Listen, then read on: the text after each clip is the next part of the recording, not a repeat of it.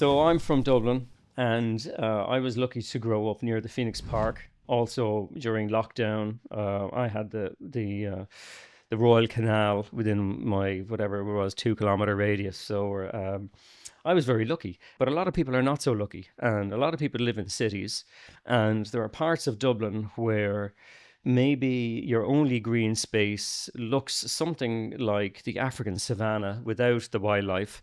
We know there is a thing called, is it called green apartheid?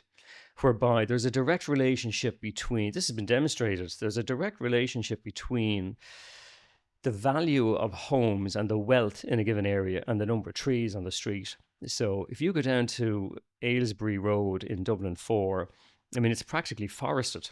Beautiful, mature trees, boughs of, whatever they are, planes or whatever types of trees, bending into gardens, and it's wonderfully shady.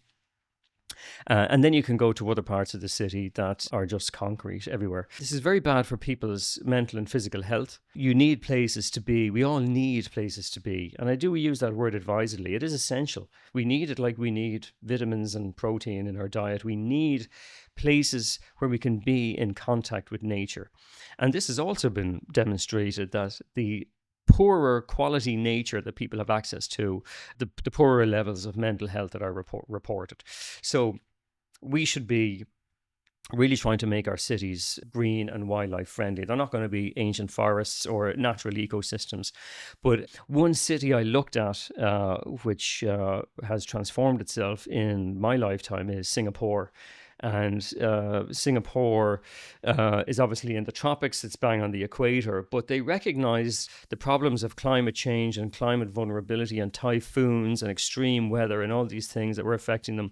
And they set about revegetating their city, restoring the tiny little bits of forest that they had, cleaning their waterways, removing concrete to create ponds and wetlands. This is the concept of the sponge city, so that when you get these, really heavy rainfall, the city is able to soak up the water so that the effect is less destructive. And it's also hugely popular and hugely beneficial for the local people. The local otter population in Singapore is now like movie stars. People have developed a real connection with the local wildlife. Nearer to home, Paris has been undergoing a transformation in the last 10 years. Revegetating is the French word for it, bringing trees back, digging up car parks and turning them into mini forests, cleaning the water in the River Seine. They opened the swimming there a couple of weeks ago. This requires investment. You can come up against a lot of opposition. But you could contrast that with Dublin. Dublin is naturally, I think, really predisposed to having a lot of nature. We're by the sea. We have a biosphere in Dublin Bay. We have Bull Island. We're very close to the hills in Dublin. But if I go up the Dublin mountains, what am I going to see? I'm going to see industrial plantations of conifers that are clear felled. I might be unlucky and go up one day and the forest will just be gone, and it'll look like something from a post-apocalyptic film.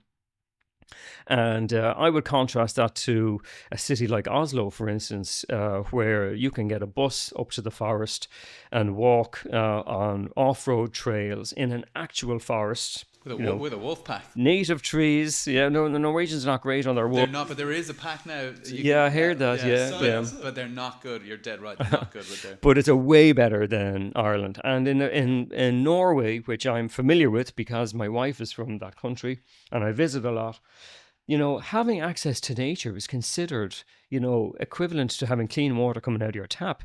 If anybody threatens their local park or the forest around their living area, there'd be uproar.